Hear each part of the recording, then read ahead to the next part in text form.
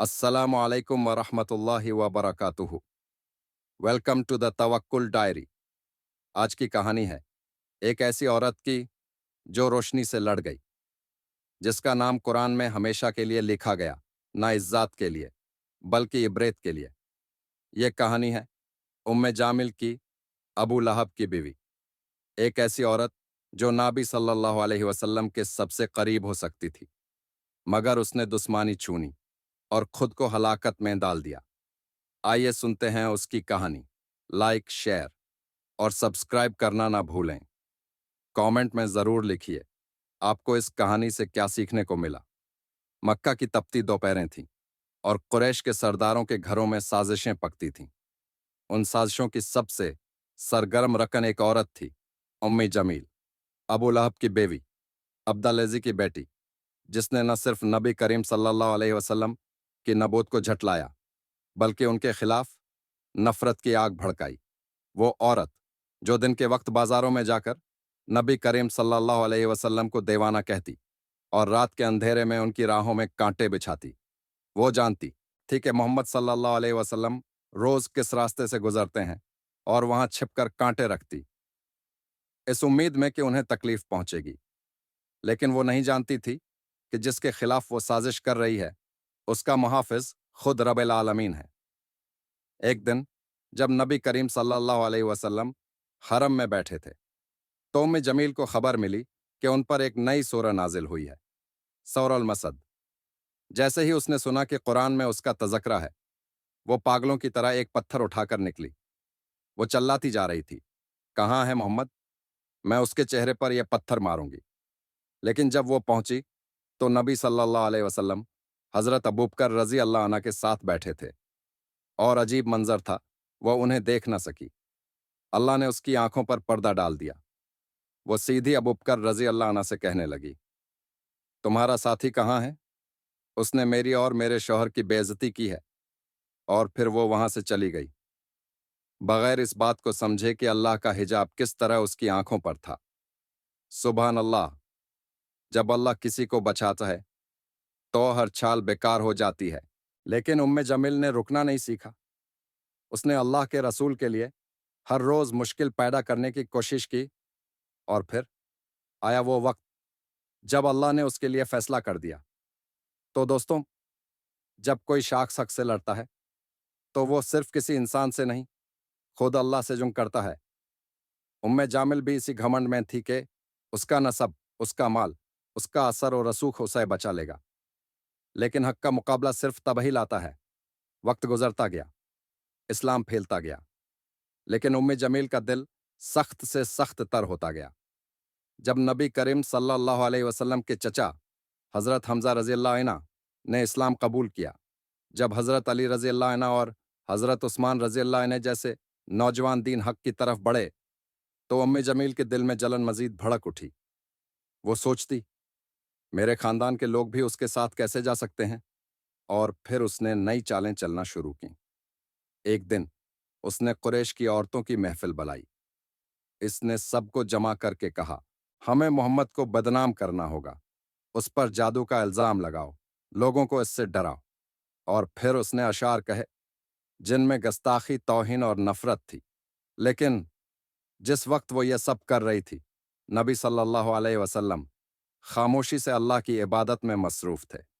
उनकी जबान पर बस एक दुआ थी, अल्लाहुम्मा अहदि कौमी फ़इन्नहुम ला यालमून। ऐ अल्लाह, मेरी कौम को हिदायत दे, क्योंकि वो नहीं जानते। एक तरफ था गमांद, नफरत और तकब्बुर, और दूसरी तरफ था सबर, दुआ और तवक्कुल। जब एक मोमिन अल्लाह पर भरोसा करता है तो हर फितना आखिर में खुद गिर जाता है। और ऐसा ही कुछ होने वाला था उम्मे जामिल के साथ भी। वक्त गुजरता गया, इस्लाम फैलता गया, लेकिन उम्मे जमील का दिल सख्त से सख्त तर होता गया। जब नबी करीम सल्लल्लाहु अलैहि वसल्लम के चचा हज़रत हमज़ा रज़ी अल्लाह अन्हु ने इस्लाम कबूल किया, जब हज़रत अली रज़ी अल्लाह अन्हु और हज़रत उस्मान रज़ी अल्लाह अन्हु जैसे नौजवान दीन हक की तरफ बढ़े, तो उम्मे जमील के दिल में जलन मजीद भड़क उठी। वो सोचती, मेरे खानदान के लोग भी उसके साथ कैसे जा सकते हैं? और फिर उसने नई चालें चलना शुरू की। एक दिन इसने कुरैश की औरतों की महफिल बुलाई। इसने सबको जमा करके कहा, हमें मोहम्मद को बदनाम करना होगा, उस पर जादू का इल्जाम लगाओ, लोगों को उससे डराओ। और फिर उसने अशार कहे जिनमें गस्ताखी, तौहीन और नफरत थी। लेकिन जिस वक्त वो ये सब कर रही थी, नबी सल्लल्लाहु अलैहि वसल्लम खामोशी से अल्लाह की इबादत में मसरूफ थे। उनकी ज़बान पर बस एक दुआ थी, अल्लाहुम्मा इहदि कौमी फ़इन्नहुम ला यअलमून। ए अल्लाह, मेरी कौम को हदायत दे, क्योंकि वो नहीं जानते। एक तरफ था गमांद, नफरत और तकब्बुर, और दूसरी तरफ था सबर, दुआ और तवक्कुल। जब एक मोमिन अल्लाह पर भरोसा करता है तो हर फितना आखिर में खुद गिर जाता है। और ऐसा ही कुछ होने वाला था उम्मे जामिल के साथ भी।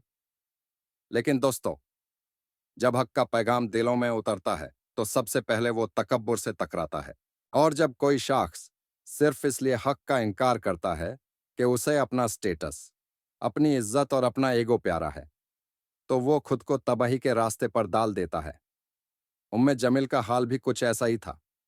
जब इस्लाम ने मदीना की तरफ हिजरत की और मक्का की सरजमीन नबी सल्लल्लाहु अलैहि वसल्लम से खाली हुई, तब भी उम्मे जमील की जबान न रखी। वो मक्का की औरतों को जमा करती, उन्हें कहती, देखो, हमने मोहम्मद को निकाल दिया, अब उसका दीन भी जल्द मिट जाएगा। लेकिन वो ये नहीं जानती थी कि जमीन बदल गई थी, लेकिन दीन बाकी था। और अब अल्लाह ताली ने उसके लिए फैसला लिख दिया था। अबू लहब, जो उसका शौहर था, बद्र के बाद बीमार पड़ा। न तलवार चली न तेर, लेकिन शिकस्त का सदमा इसके जिस्म पर बजली बनकर गिरा। वो कई दिन बीमार रहा और फिर एक गंदी बीमारी में मुब्तला होकर मर गया।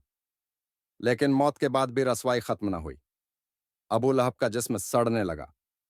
3 दिन तक कोई उसे दफनाने न आया। आखिरकार कुछ करीबी रिश्तेदारों ने उसे लकड़ियों से धकेल कर कब्र में डाल दिया। न कफन, न गसल, न जनाजा। अम्मी जमील, जो अपने शौहर के साथ खड़ी थी, अब तन्हा रह गई थी। सुभान अल्लाह!